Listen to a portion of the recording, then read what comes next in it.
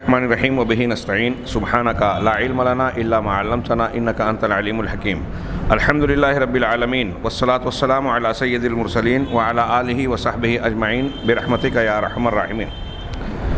اعوذ باللہ من الشیطان الرجیم، بسم اللہ الرحمن الرحیم۔ طٰہٰ ما انزلنا علیک القرآن لتشقیٰ، سورہ طٰہٰ۔ اہل علم کا بیان ہے کہ مکہ کے دور میں ابتدائی مسلمانوں کو ہجرت حبشہ کی طرف جو ہجرت کرنی پڑی وہ 5 نبوی میں کی گئی۔ اس ہجرت کے واقعے سے پہلے سورہ مریم کا نزول ہو چکا تھا۔ انہی میں سے بعض صحابہ نے نجاشی کے بادشاہ کے سامنے سورہ مریم کی کچھ آیتیں پڑھی تھی، حضرت عیسیٰ علیہ الصلوۃ والسلام کی حیثیت کیا ہم مانتے ہیں یہ بتانے کے لیے، اور اسے سن کر وہاں کے بعض علماء، عیسائی علماء اور نجاشی رونے لگے۔ سننے کے بعد نجاشی نے زمین سے ایک تنکا اٹھا کر کہا کہ جو تم نے قرآن پڑھا اور بیان کیا، حضرت عیسیٰ علیہ الصلوۃ والسلام اس تنکے کے برابر بھی اس سے زیادہ اور کم نہیں تھے۔ یہ گویا ثبوت ہے کہ اس سے پہلے سورہ مریم نازل ہو چکی تھی۔ سورہ طٰہٰ سورہ مریم کے بعد، جیسا کہ مصحف میں قرآن میں بھی اس کی ترتیب سورہ مریم کے بعد ہی ہے۔ یہ کہتے ہیں کہ 5 نبوی میں ہی نازل ہوئی تھی، اور اسی سن میں حضرت عمر فاروق رضی اللہ تعالیٰ عنہ اسلام قبول کرنے والے بنے، اور ان کے اسلام قبول کرنے کی گویا وجہ یہی سورہ بنی، سورہ طٰہٰ۔ سورہ طٰہٰ سن کر وہ اسلام کے گرویدہ ہوئے، اور اس کے بعد پھر مشرف باسلام ہوئے۔ اس سورہ کا دوسرا نام سورہ موسیٰ بھی ہے۔ مناسبت آگے بتائیں گے۔ جیسا کہ واقعے سے میں نے بتایا، یہ مکہ کے درمیانی دور میں نازل ہوئی، 135 آیتوں پر مشتمل ہے۔ اس کے دونوں ناموں کی مناسبت بیان کرتے ہوئے صاحب کتاب نے بیان کیا کہ طٰہٰ، اس صحیح بات یہ ہے کہ یہ حروف مقطعات میں سے ہیں جن کی تعویل اور معنی صرف اللہ جانتا ہے، لیکن اللہ سبحانہ و تعالیٰ نے چونکہ اس کے ذریعے سے سورت کا آغاز کیا ہے، عرب کو کے سامنے قرآن کا معجزہ اور للکار، جس کو ہم چیلنج کہتے ہیں انگریزی زبان میں، چیلنج پیش کرتے ہوئے کہ یہ کتاب بھی انہی الفاظ اور انہی حروف کا مجموعہ ہے، اسی زبان میں ہے جو تم بولتے ہو، اور تمہیں اپنی زبان دانی پر فخر ہے، تو اس کا معنی اور مفہوم جان کر بتاؤ، اس کا معنی اور مفہوم بتاؤ۔ گویا یہ ان کے لیے ایک چیلنج کی حیثیت رکھتی تھی۔ اس اعتبار سے چونکہ آغاز میں طٰہٰ سے شروعات ہوئی ہے، اور اسی لیے اس سورت کا نام سورہ طٰہٰ ہے۔ یہ مشہور نام ہے۔ ایک دوسرا نام اس کا سورۃ موسیٰ بھی ہے، موسیٰ علیہ الصلوۃ والسلام کے نام پر، اس لیے کہ اگرچہ موسیٰ علیہ الصلوۃ والسلام کا ذکر قرآن کی بہت ساری صورتوں میں ہے، لیکن اس میں کثرت کے ساتھ آپ کے نام کے ساتھ آپ کے واقعات کا تذکرہ ہے۔ جس کثرت اور جس انداز میں اس صورت میں ذکر کیا گیا حضرت موسیٰ علیہ السلام کا، کسی دوسری صورت میں نہیں ہے۔ اس صورت کے ابتدائی مضمون کا تعلق اس کے آخر کے مضمون سے، سورت مبارکہ کا آغاز اس بات کی تاکید سے ہوتا ہے کہ قرآن سعادت کا ذریعہ ہے، شقاوت کا نہیں، شقا اور بدبختی کا نہیں۔ اللہ تبارک و تعالیٰ نے اپنے نبی کو خطاب کر کے کہا، ما انزلنا علیک القرآن لتشقیٰ، ہم نے قرآن آپ پر اس لیے نازل نہیں کیا کہ آپ مشقت میں پڑ جائیں، کہ لوگ اگر ایمان نہیں لا رہے ہیں، قرآن کے پر توجہ نہیں دے رہے ہیں، سن سمجھ نہیں رہے ہیں، ایمان نہیں لا رہے ہیں، تو آپ اپنے آپ کو ہلاک کر لے میں، آپ درد سر مول لے لے میں نہیں۔ یہ آپ کو جو ہے اس لیے نہیں دیا گیا کہ آپ شقاوت یا مشقت محسوس کریں، یہ آپ کی سعادت کے لیے ہے، ہدایت کا ذریعہ ہے، آپ کو آپ کی ذمہ داری ادا کرنے میں معاون و مددگار ہے، آپ کی دلیلیں ہیں، اور جو اس کی دوسری بہت ساری شان بیان کی گئی ہے۔ تو قرآن مشقت کی وجہ نہیں ہے، اور قرآن کا خاتمہ جو آخر کی آیتیں ہیں بالکل آخری آیت نہیں، اس کے آخر میں یہ بیان کیا گیا کہ اس قرآن سے جو شخص اعراض کرے گا وہ شقاوت کا شکار ہوگا۔ قرآن اس لیے نازل نہیں کیا آپ پر کہ آپ مشقت میں پڑیں، آپ کی شقاوت کا باعث بنے۔ جو قرآن سے اعراض کرے گا، وہ آخر میں بیان کیا گیا کہ وہ شقاوت و بدبختی کا شکار ہوگا، اور وہ سعادت اور اچھائی سے محروم رہے گا۔ چنانچہ اللہ کا ارشاد ہے، مشہور قرآن کی آیت سورہ طٰہٰ کی، وَمَنْ أَعْرَضَ عَنْ ذِكْرِي فَإِنَّ لَهُ مَعِيشَةً ضَنْكًا، جو میرے ذکر سے اعراض کرے گا، ذکر سے مراد قرآن ہے، اور جب ہم ذکر کہتے ہیں تو قرآن کے ساتھ قرآن کی تفسیر حدیث کو بھی اقتضائی طور پر اس میں شامل مانتے ہیں۔ بہرحال یہاں مراد قرآن ہے کہ جو میرے ذکر سے اعراض کرے گا فَإِنَّ لَهُ مَعِيشَةً ضَنْكَ، تو اس کے لیے زندگی تنگ ہو جائے گی، تنگ گزران ہوگا۔ بعض علماء نے کہا کہ تنگ گزران کا معیشت ضنک کا مطلب ہے عذاب قبر، قبر کی سختیاں اس کو ہوگی۔ بعض علماء نے کہا کہ دنیا میں جو بے چینی، اضطراب، پریشانیاں، عذاب کی شکل کی جو بھی چیزیں آتی ہیں وہ تنگ گزران یا معیشت ضنک کے معنی میں داخل ہے۔ صحیح بات یہ ہے کہ دونوں معنی مراد لیا جا سکتا ہے، اور آخرت کی بات آیت میں آگے کہی گئی، وَنَحْشُرُهُ يَوْمَ الْقِيَامَةِ أَعْمَى، قیامت کے دن ہم اسے اندھا بنا کر اٹھائیں گے۔ یہ اس شخص کی بات ہے جو قرآن سے اعراض کرے گا تو اللہ تبارک و تعالیٰ دنیا میں بھی اس کو تنگ زندگی دے گا اور آخرت میں بھی اندھا بنا کر اٹھائے گا۔ اور پھر آگے آیت میں بتایا گیا ہے کہ یہی وجہ ہوگی، اللہ تعالیٰ سے پوچھے گا کہ میں تو دنیا میں بصیر تھا، قال ربی لما حشرتنی اعمیٰ وقد كنت بصیرا قال كذلك اتتك آیاتنا فنسیتها فكذلك اليوم تنسى، پروردگار میں تو بینا تھا، دیکھنے والا تھا، تو نے مجھے اندھا بنا کر کیوں اٹھایا؟ تو اللہ تعالیٰ کی طرف سے جواب ملے گا کہ ایسے ہی میری آیتیں تیرے پاس آئی تھی، ہاں، لیکن تو نے آنکھیں بند کر لی، اعراض کر لیا، تو اندھا بینا ہوتے ہوئے تو نے آیات الہی سے جب اندھا پن اختیار کر لیا تو اب یہاں اللہ نے واقعی تجھے بصارت کے ساتھ ساتھ بصیرت سے بھی محروم کر دیا۔ آگے کہتے ہیں کہ یہ بات جو ابتدا اور انتہا میں قرآن کا یہ مضمون بیان کیا گیا، یہ اس بات کی تاکید کے لیے کہ لوگوں کے سامنے قرآن کی اہمیت، اس کی قیمت اور قدر و منزلت واضح ہو، اور یہ معلوم ہو، ہمارے ذہن و دماغ میں یہ بات رچ بس جائے کہ فلاح اور کامیابی کا سبب قرآن ہی ہے، قرآن کے ذریعے سے ہی انسان فلاح اور کامیابی حاصل کر سکتا ہے۔ اس صورت کا مرکزی عنوان، محور رئیسی، الاسلام و سعادت لا شقاء، کہہ رہے کہ اسلام سعادت ہے، سعادت مندی کی چیز ہے، یہ انسان کے لیے خوش قسمتی کی بات ہے، شقاوت اور بدبختی کی بات نہیں ہے۔ پریشانیاں، اونچ نیچ آنے کی بنیاد پر کبھی کبھی کچھ لوگوں کو یہ خیال ہوتا ہے کہ ہم مسلمان ہیں اس لیے مصیبتوں میں گھرے ہوئے ہیں۔ دنیا میں کوئی قوم ایسی نہیں ہے جسے کسی نہ کسی شکل کی پریشانی، دقت نہ ہو، بلکہ احادیث میں تو یہاں ہے کہ اگر مسلمانوں کا خیال نہ ہوتا تو اللہ تعالیٰ کافروں کے استعمال کے ساز و سامان گھر بار جو ہے سونے چاندی کے بنا دیتا، کیونکہ اس دنیا سے بہرحال سونا چاندی بھی مل جائے تو وہ جانے والے ہی ہیں، اس کا انجام فنا ہی ہے، اور یہ چیزیں قیامت کو، آخرت میں مومنوں کے لیے خالص ہوگی، سونے چاندی اور زیورات اور دنیا کی نعمتیں جس کا ہم اور آپ تصور نہیں کر سکتے۔ خیر، بات دوسری طرف چلی جائے گی اگر ہم تفصیل میں جائیں۔ بنیادی طور سے یہ بات انسان کو گویا اس کا مرکزی عنوان اس صورت کا یہ ہے کہ اسلام ہمارے خوش قسمتی کا سبب ہے، اور اسی بنیاد پر ہم یہ کہتے ہیں کہ اس سے بڑھ کر دنیا میں کوئی دوسری نعمت ہے ہی نہیں۔ دنیا کی ساری دولت نعمت مل جائے لیکن انسان اگر اسلام اور ہدایت سے محروم ہے تو اس سے بڑا بدقسمت کوئی نہیں ہے۔ آگے انہوں نے عنوان قائم کیا، مواضیع السورۃ المبارکہ، اس مبارک سورت کے موضوعات۔ 4 نکات اس ضمن میں انہوں نے پیش کیے۔ میں بار بار دہراتا ہوں کہ یہ جو موضوعات اور فوائد بیان کیے ہیں یہ بطور نمونے کے ہیں، تدبر کی کنجی کے طور پر ہیں، یہ قرآن کی ساری ہدایات نہیں ہیں۔ قرآن کا معاملہ تو بحر ذخار ہے، بحر ناپیدا کنار، ہاں، اس میں جتنا غوطہ لگائیں گے اتنے موتی ملیں گے۔ چنانچہ کہتے ہیں کہ سورت نے موسیٰ علیہ السلام کے قصے کو بیان کیا، وشدت معاناتہ، اور حضرت موسیٰ علیہ السلام کیسی تکالیف سے گزرے۔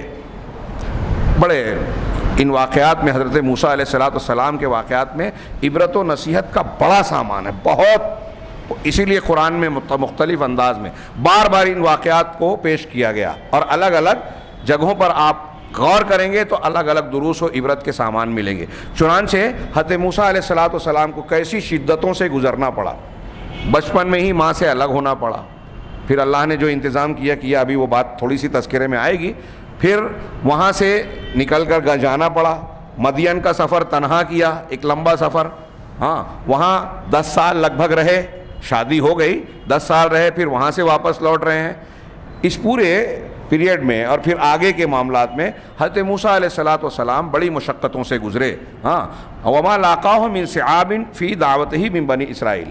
صرف اتنا ہی نہیں، جب دعوت پیش کی تو فرعون کی مخالفت اور آل فرعون کی مخالفت کے ساتھ ساتھ خود بنی اسرائیل جو ان پر ایمان لانے والی تھی، جن کو آزادی دلا رہے تھے حضرت موسیٰ علیہ السلام، وہ بھی ایک پیغمبر کی حیثیت سے آپ کو آپ کی سمع و اطاعت کرنے کے لیے تیار نہیں ہوئی، بلکہ قدم قدم پر آپ کی مخالفت کرتی رہی۔ ان کے اندر ضد، عناد اور سرکشی کے مختلف عناصر مختلف موقعوں پر سر ابھارتے رہے۔ اپنی آنکھوں سے دیکھ رہے ہیں کہ ہمارے درمیان پیغمبر ہیں، ان کی دعائیں قبول ہو رہی ہیں، ان کے معجزے سے، ان کے برکت سے اللہ تعالیٰ نے معجزات ظاہر کیے، ہاں سمندر میں، دریا میں راستہ بن رہا ہے، اس کو پار کر رہے ہیں، اس کے باوجود قدم قدم پر مخالفت کر رہے ہیں۔ حضرت موسیٰ کہہ رہے ہیں کہ چلو ارض مقدس میں اللہ کا حکم ہے، کہا وہاں قومن جبارین ہیں، جبار بڑے سرکش اور طاقتور لوگ، زوراور لوگ ہیں، جب تک وہ وہاں رہیں گے ہم نہیں جائیں گے۔ ہاں ہم اذهب انت وربک فقاتلا انا ہاہنا قاعدون، آپ اور آپ کا رب جائیں،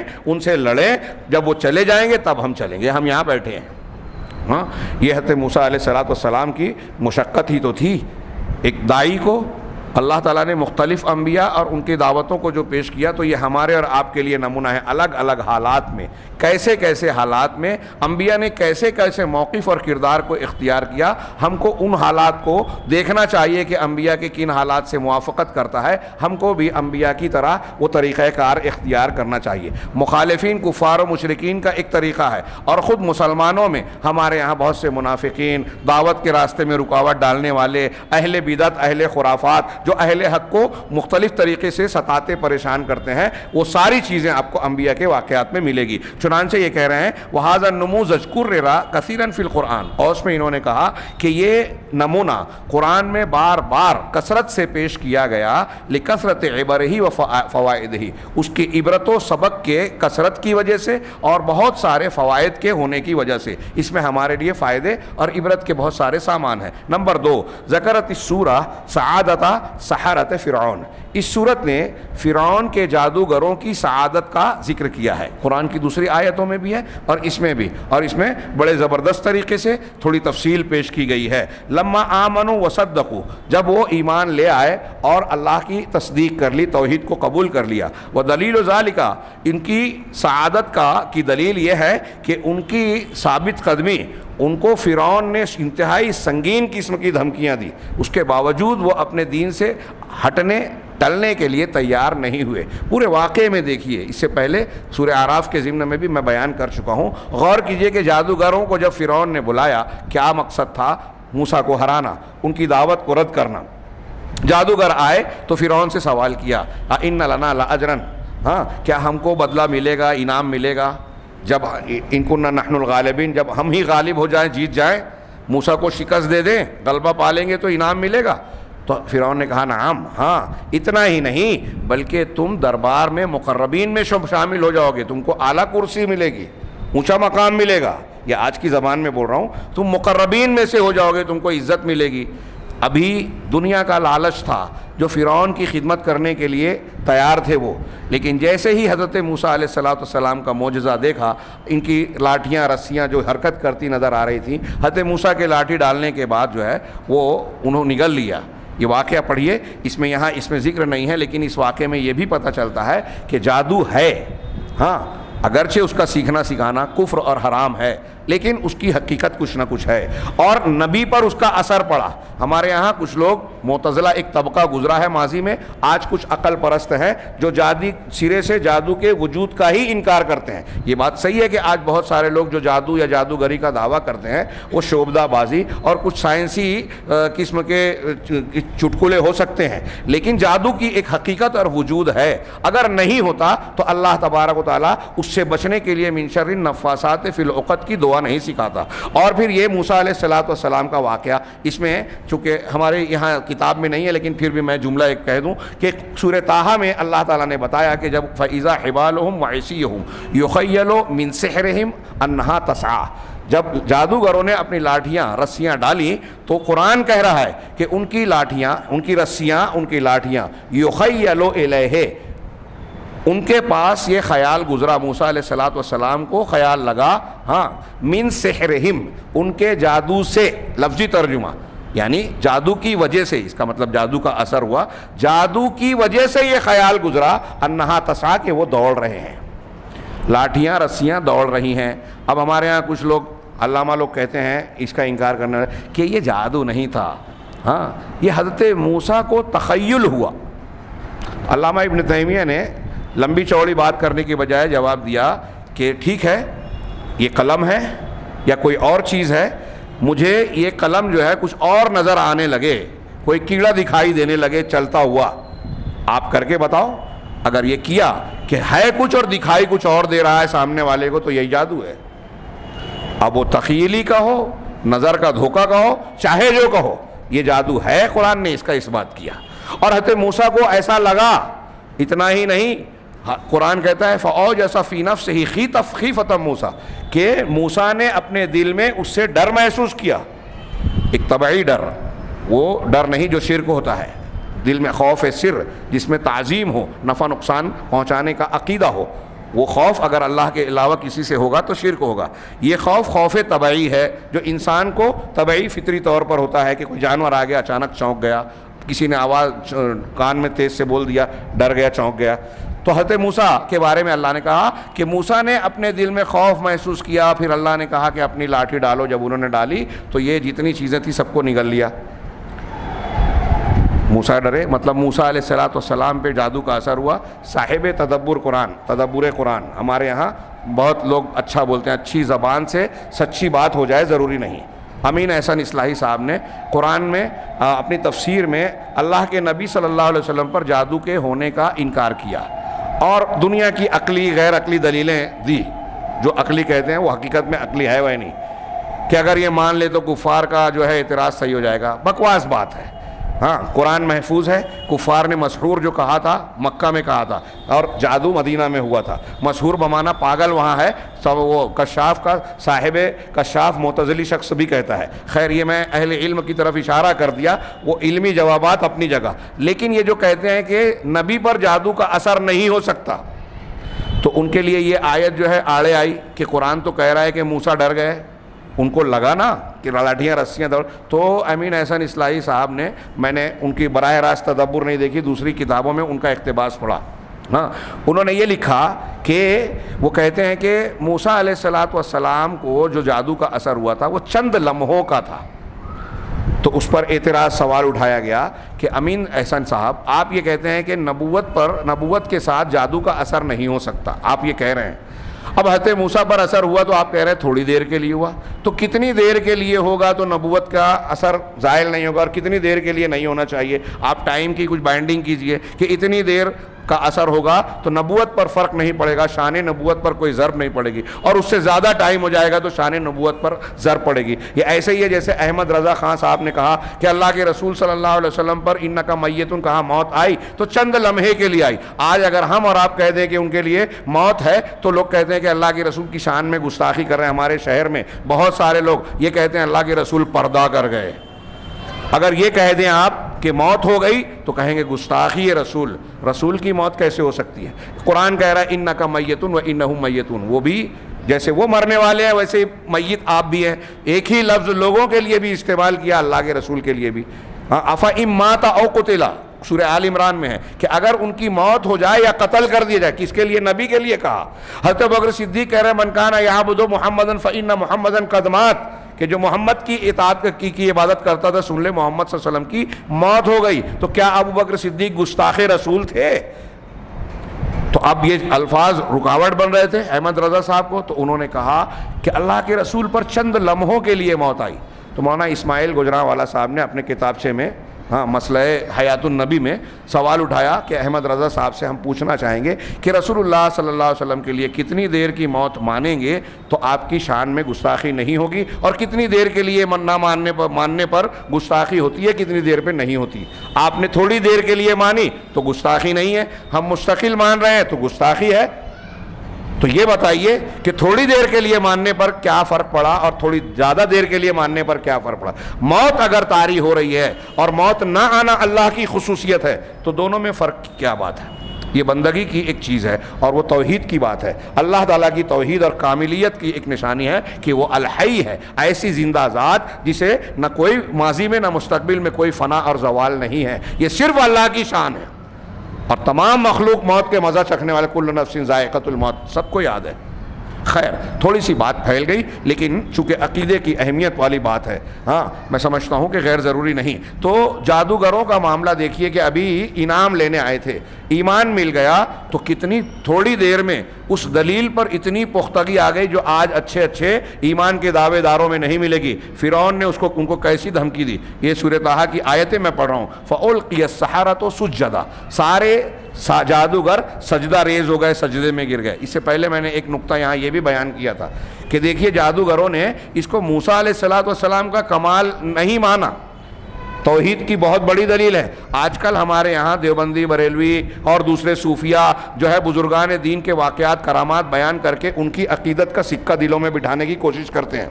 یہ اتنے پہنچے ہوئے، ہوا میں اڑتے تھے، پانی پہ چلتے تھے، تو ان کے مزار پہ جاؤ، ان سے مانگو، ان کا وسیلہ لگاؤ۔ یہ ان کی عظمت کا سکہ بٹھا کے شرک کی تعلیم دیتے ہیں۔ یہ حضرت موسیٰ کا معجزہ ہے، جادوگروں نے دیکھا تو یہ نہیں کہا کہ ہم موسیٰ کو مان رہے ہیں، یہ کہا کہ موسیٰ کے رب پر ایمان لاتے ہیں۔ کیونکہ اگر موسیٰ علیہ السلام کا کمال مانتے تو جادوگر اسلام نہیں لاتے، ایمان نہیں لاتے۔ اسی لیے تو ایمان لائے تھے کہ جو موسیٰ علیہ السلام نے دکھایا ہے وہ موسیٰ کے بس کی بات نہیں ہو سکتی، کیونکہ ہم بھی انسان ہیں، یہ بھی انسان ہے۔ ہم نے اپنی لاٹھی ڈنڈوں کو جو چلایا ہے اس کی حقیقت کو ہم جانتے ہیں۔ ان چیزوں کو جس چیز نے نگل لیا وہ کوئی انسان نہیں کر سکتا، وہ رب العالمین ہی کر سکتا ہے، اسی لیے ایمان لائے۔ تو معجزے اور کرامت کو اللہ کی شان، طاقت، قدرت سمجھا، بزرگوں کی، نبی کی نہیں، نبی کی طاقت نہیں مانا۔ بہت بڑا ایک گمراہی کا سبب ہمارے یہاں جاہلوں میں ہے کہ معجزے اور کرامت کی بنیاد پر بزرگ پرستی میں مبتلا ہو جاتے ہیں۔ وہ کہہ رہے ہیں کہ یہ اللہ کی طاقت ہے، حضرت عیسیٰ علیہ السلام قم بإذن اللہ کہہ رہے ہیں، قم بإذنی نہیں کہہ رہے ہیں۔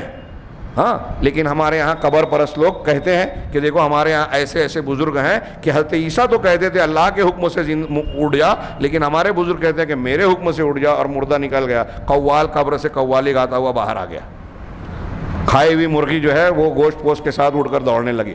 ایسے واقعات نعوذ باللہ بیان کیے جاتے ہیں، اور بزرگوں کی نعوذ باللہ جو ہے عظمت کو پر سر دھونے جاتے ہیں۔ یہ شرک کی تعلیم ہے۔ یہاں دیکھیے قرآن پڑھیے، اللہ تعالیٰ نے جب معجزہ پیش کیا حضرت موسیٰ نے تو جادوگروں نے ایمان لانے کے بعد فرعون دھمکی دے رہا ہے، قالوا آمنا برب ہارون و موسیٰ، سب کے سب سجدے میں گر گئے، اور انہوں نے کہا جادوگروں نے کہ ہم ہارون اور موسیٰ کے رب پر ایمان لائے۔ فرعون نے کہا قالا آمنتم لہ قبل ان آذن لکم، کہ تم اس پر ایمان لے آئے میری اجازت سے پہلے، میرے اجازت دینے سے پہلے۔ انہ لکبیرکم الذی علمکم السحر، یہ تمہارا بڑا ہے جس نے تم کو جادو سکھایا ہے، یہ تمہارا استاد ہے، تم لوگوں کی ملی بھگت ہے۔ دوسری جگہ کہا ان ھذا لمکر مکرتموہ، یہ تمہاری چال ہے جو تم نے مل جل کے رچی ہے۔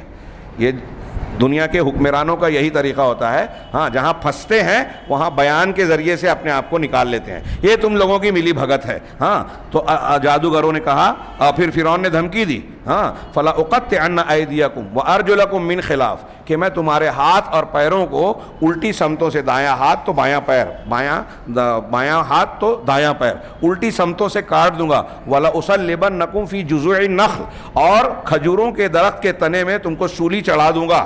ہاں ولا تعلمن اینا اشد عذابا و ابقا، اور تم کو ضرور یہ معلوم ہو جائے گا کہ ہم میں سے کون زیادہ بڑی سخت مار دینے والا اور عذاب پہنچانے والا ہے، سزا دینے والا ہے۔ ہاں یہ فرعون نے دھمکی دی، لیکن اس کے بعد جو کہہ رہے ہیں میں نے اسی کے لیے پڑھا کہ جادوگر کیا کہہ رہے ہیں، جس کی طرف صاحب کتاب توجہ دلا رہے ہیں، قالوا لن نؤثرک علی ما جاءنا من البینات، تو جادوگروں نے کہا کہ ہمارے پاس جو واضح نشانیاں، دلیلیں آ چکی ہیں، فرعون موسیٰ کی حقانیت کی، رب کی ربوبیت کی، توحید کی جو دلیلیں آ چکی ہیں، اس پر ہم اے فرعون تجھے ترجیح نہیں دیں گے۔ ہاں والذی فطرنا، اور وہ ذات جس نے ہم کو پیدا کیا اس کے مقابلے میں تجھے ہم ترجیح نہیں دیں گے۔ فقض ما انت قاض، تجھے جو کرنا ہے کر لے، جو فیصلہ کرنا ہے کر لے۔ میں اس آیت کا مالیگاؤں کی زبان میں یہ مفہوم کہتا ہوں، ہمارے ہاں جھگڑے میں کہتے ہیں نا کہ جو اکھاڑنا ہے اکھاڑ لے، جادوگروں نے فرعون سے وہی کہا، فقض ما انت قاض انما تقضی هذه الحیات الدنیا، تو زیادہ سے زیادہ کیا فیصلہ کرے گا، اس دنیا کی زندگی کا فیصلہ کرے گا، مرنا تو ہے ہی، تو مارے گا مار لے، لیکن حق نہیں چھوڑیں گے. یہ ثابت قدمی کتنی بڑی بات ہے, ہمارے لیے کتنا بڑا سبق ہے. دلیل اور حق مل جانے کے بعد حق پر اسی طرح جامع رہنا چاہیے. نمبر 3, اس صورت نے ایک دوسرا نمونہ بھی پیش کیا, اور وہ ہے آدم و حوا علیہ السلام کا واقعہ, اور اس میں یہ بات بیان کی گئی ہے کہ جو شخص اللہ کی اطاعت کرے گا وہ سعادت مند ہوگا, اور جو اللہ تبارک و تعالیٰ کی نافرمانی کرے گا وہ شقاوت میں پڑے گا. قرآن کی وہ آیتیں دیکھیے, وَلَقَدْ عَهِدْنَا إِلَىٰ آدَمَ مِن قَبْلُ فَنَسِيَ وَلَمْ نَجِدْ لَهُ عَزْمًا, کہ ہم نے اس سے پہلے ہی آدم سے یہ عہد و پیمان لے لیا تھا, لے لیا تھا لیکن وہ بھول گئے, اور اس کے اندر کوئی عزم نہیں تھا, پکا ارادہ. وَإِذْ قُلْنَا لِلْمَلَائِكَةِ اسْجُدُوا لِآدَمَ, یہ پوری آیت پڑھیے, آخری کا حصہ جو ہے اگلی آیت میں فَإِمَّا يَأْتِيَنَّكُم مِّنِّي هُدًى فَمَنِ اتَّبَعَ هُدَايَ فَلَا يَضِلُّ وَلَا يَشْقَىٰ. آخری جملے کا ترجمہ میں کروں کہ جو شخص میری ہدایت کی, میرے پاس تمہاری ہدایتیں آئے گی, دنیا میں تم کو بھیج رہا ہوں, اب دنیا میں تم دشمن رہو گے, شیاطین کی اولاد اور آدم کی اولاد ایک دوسرے کی دشمن. اب میری ہدایتیں تمہارے پاس آئے گی انبیاء کے ذریعے سے, فمن اتبع ہدایا, تو جو میری ہدایت کی پیروی کرے گا, میری ہدایت یعنی اللہ کی, قرآن کہہ رہا ہے اللہ کی ہدایت کیا ہے, چشتیت, قادریت, نقشبندیت, سہروردیت, صوفیت, حنفیت, شافعیت, مالکیت, حنبلیت, اشعریت, ماتریدیت, جو لوگوں نے اتنی ساری نسبتیں اختیار کر رکھی ہیں, کیا وہ اللہ کی ہدایت ہے؟ نہیں. اللہ کی ہدایت وہ ہے جو اللہ نے اپنے نبی پر قرآن اور سنت کی شکل میں نازل فرمایا ہے. جو اس کے موافق ہے وہ صحیح ہے, جو اس کے خلاف ہے, کتنے بھی بلند اور کتنی بھی بڑی تعداد اس کو مانتی ہو, وہ صحیح نہیں ہے, اللہ کی ہدایت نہیں ہے. تو جو میری ہدایت کی پیروی کرے گا, فلاں اور فلاں کی نہیں, فلا یضل ولا یشقی, نہ وہ گمراہ ہوگا اور نہ شقی یعنی بدبخت ہوگا. حضرت ابن عباس بڑی جامع تفسیر کرتے ہیں کہ فلا یضل, قرآن کہہ رہا ہے کہ جو قرآن کو پڑھے گا, قرآن پر عمل کرے گا, تو دنیا میں گمراہ نہیں ہوگا, آخرت میں ناکام نہیں ہوگا, شقی نہیں ہوگا. نمبر 4 اور آخری موضوع جو انہوں نے ذکر کیا, وختمت السورۃ المبارکہ بذکر اہم الاسباب التي يحصل الانسان بها على الرضا.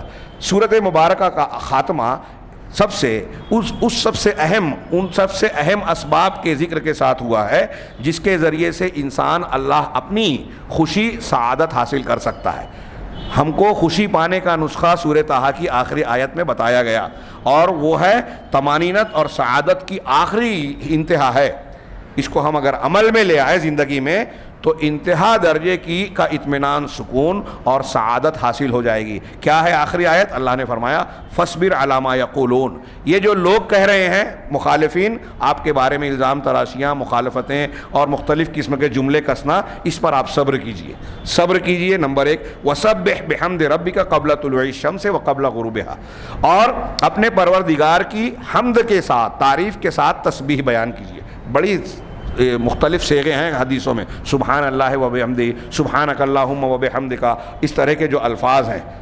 ایک حدیث میں ہے کہ نوح علیہ السلام نے اپنے بیٹے کو تلقین کی کہ دنیا میں رزق اللہ تعالیٰ حمد کے ساتھ تسبیح بیان کرنے کے ذریعے سے دیتا ہے.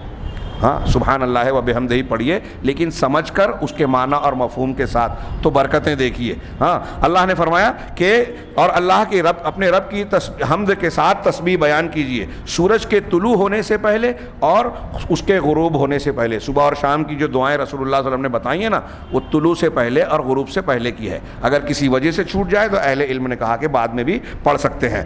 ومن آناء اللیل, اور رات کے مختلف ساعتوں میں, فسبح, اللہ کی تسبیح بیان کر, وہ اطراف النہار, اور دن کے بھی الگ الگ کناروں پر اور اوقات میں, لعلک ترضی, ایسا کرو تاکہ تم راضی ہو جاؤ, خوش ہو جاؤ. خوشی حاصل کرنے کا راستہ یہ ہے. ہم کہاں کہاں ڈھونڈتے ہیں, یہ سورہ طٰہٰ نے بتایا. اس سورے کے 5 فوائد بتائے, اختصار کے ساتھ میں انہیں بیان کر دوں کہ من اسباب الرضا, خوشی اور رضامندی, اللہ تبارک و تعالیٰ کی رضامندی حاصل کرنے کے اسباب میں سے یہ ہے کہ العجلۃ لتنفیذ ما احب اللہ, کہ جو چیز اللہ پسند کرتا ہے اس کو نافذ کرنے میں, اس پر عمل کرنے میں ہم جلدی کریں.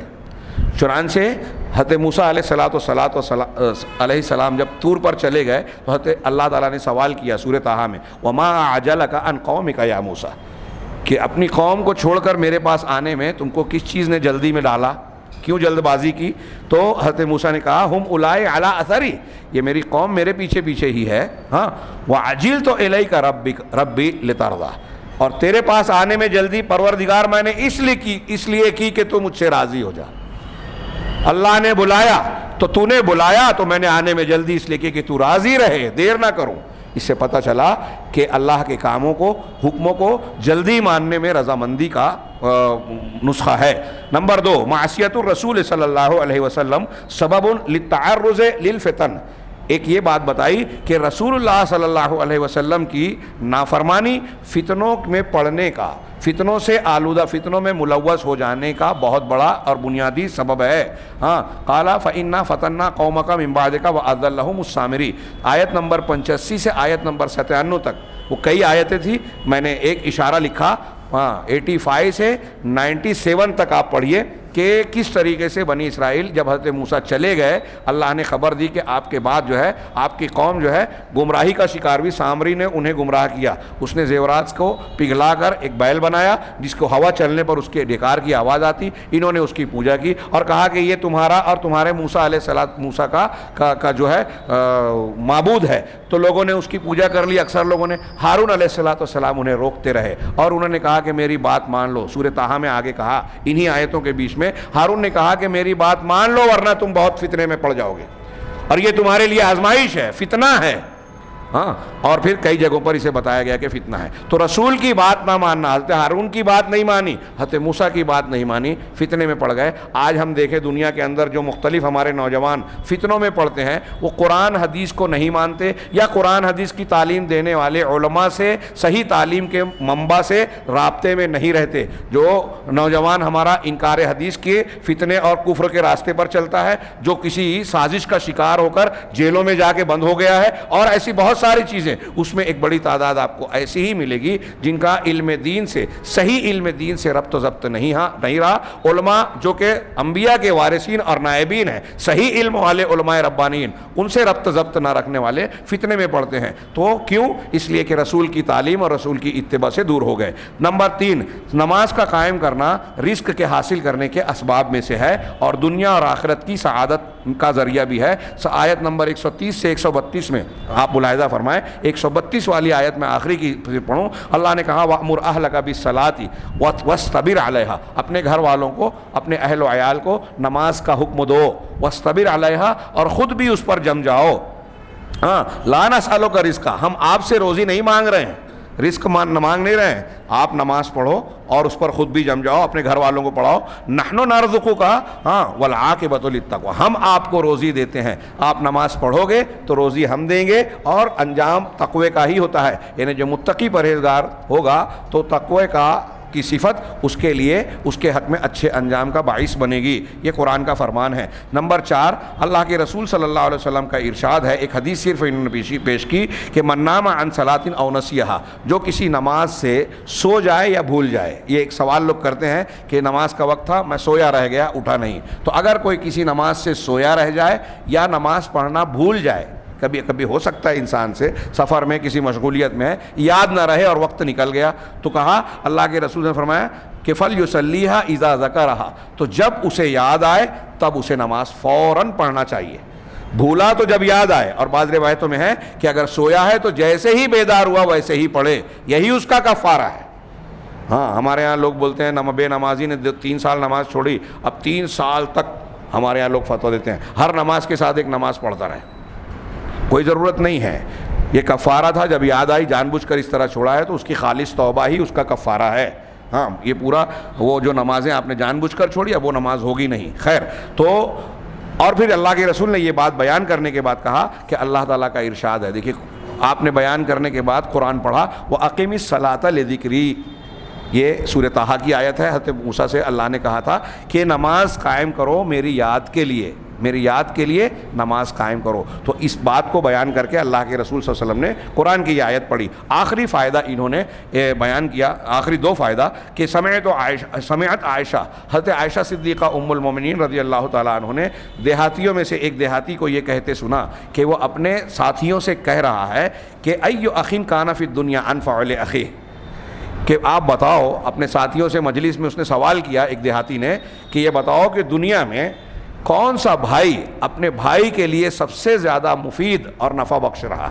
ہاں قالوا ما ندری، تو لوگوں نے کہا کہ ہمیں نہیں معلوم، ہم نہیں جانتے کہ کون سا بھائی اپنے بھائی کے لیے سب سے زیادہ نفع بخش اور مفید ثابت ہوا. تو کہا واللہ انا ادری، تو اس دیہاتی نے کہا کہ اللہ کی قسم میں جانتا ہوں. ہوا موسیٰ، وہ موسیٰ علیہ الصلاۃ والسلام ہیں. حین سأل لأخیہ النبوہ، جب انہوں نے اپنے بھائی کے لیے نبوت مانگی، اللہ سے نبوت کا سوال کیا. ہاں جب حضرت عائشہ نے اس کی یہ بات سنی تو کہا فقلت صدق واللہ، سچ کہا اللہ کی قسم، اللہ کی قسم اس دیہاتی نے سچ کہا. یہ کہاں سے نکالا؟ سورہ طٰہٰ میں اور دوسری جگہ بھی ہے. جب حضرت موسیٰ نے دعا مانگی، کیا مانگی؟ اللہ سے کلام ہوا، طور پہ نبوت مل رہی ہے تو دعا مانگی رب اشرح لی صدری ویسر لی امری واحلل عقدۃ من لسانی یفقہوا قولی واجعل لی وزیرا من اہلی. ہاں یہ میرے سینے کو کھول دے، یعنی نبوت کے کام کی آسانی کے لیے یہ دعائیں مانگی. میری زبان کی لکنت دور کر دے. کہتے ہیں کہ بچپن میں آگ ڈال لی تھی، کوئلہ ڈال لیا تھا جلتا ہوا تو لکنت تھی، تو لکنت دور ہو جائے. ہاں اور پھر میری بات کو لوگ سمجھیں، میری نبوت کا کام جو ہے وضاحت سے بیان کرنے والا میرا مقصد پورا ہو. ہاں آگے کہا واجعل لی وزیرا من اہلی، اور میرے گھر والوں میں سے میرا ایک وزیر یعنی مددگار بنا دے. ہارون اخی، میرے بھائی ہارون کو اشدد بہ ازری، اس کے ذریعے سے میری کمر کو مضبوط کر دے.